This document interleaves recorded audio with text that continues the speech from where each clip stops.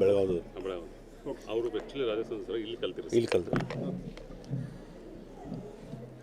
ನಿನ್ನೆ ಏನು ಒಂದು ವಿಮಾನ ದುರಂತ ಆಯಿತು ಅಹಮದಾಬಾದಲ್ಲಿ 242 ಜನ ಮೃತಪಟ್ಟಿದ್ದಾರೆ. ಅದರಲ್ಲಿ ಭಾರತೀಯರು ಮತ್ತು ಲಂಡನ್ದವರು ಎಲ್ಲರಿದ್ದಾರೆ. ಅದರಲ್ಲಿ ಆ ದುರಂತದಲ್ಲಿ ಮಡಿದವರಲ್ಲಿ ಪ್ರತೀಕ್ ಜೋಶಿ ಅವರು ಇಲ್ಲಿಯೇ ಕಲ್ತವ್ರು.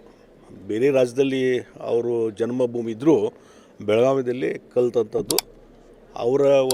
ಅವರು ಸಹಿತ ಆ ದುರಂತದಲ್ಲಿ ಮಡಿದಿದ್ದು ನಮ್ಮೆಲ್ಲರಿಗೆ ಭಾಳಷ್ಟು ದುಃಖ ಆಗಿದೆ.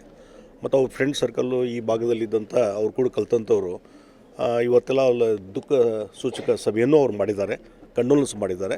ಹೀಗಾಗಿ ಇವತ್ತು ಅವರ ಆತ್ಮಕ್ಕೆ ನಾನು ಶಾಂತಿಯನ್ನು ಕೋರ್ತೀನಿ. ಈ ರೀತಿ ದುರಂತ ಆಗಬಾರ್ದಾಗಿತ್ತು, ದುರ್ದೈವದ ಸಂಗತಿ.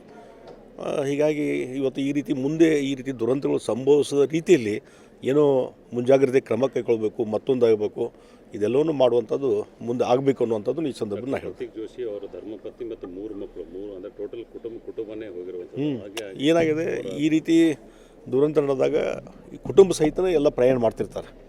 ಪ್ರತೀಕ್ ಜೋಶಿ ಮತ್ತು ಅವ್ರ ಕುಟುಂಬದ ಎಲ್ಲ ಸದಸ್ಯರು ಸಹಿತ ಆ ವಿಮಾನದಲ್ಲಿ ಅವರು ಪ್ರಯಾಣ ಮಾಡ್ತಾ ಇದ್ದದ್ರಿಂದ ಇವತ್ತು ಎಲ್ಲರೂ ಮೃತಪಟ್ಟಿದ್ದು ಭಾಳ ದುಃಖಕರ ಸಂಗತಿ.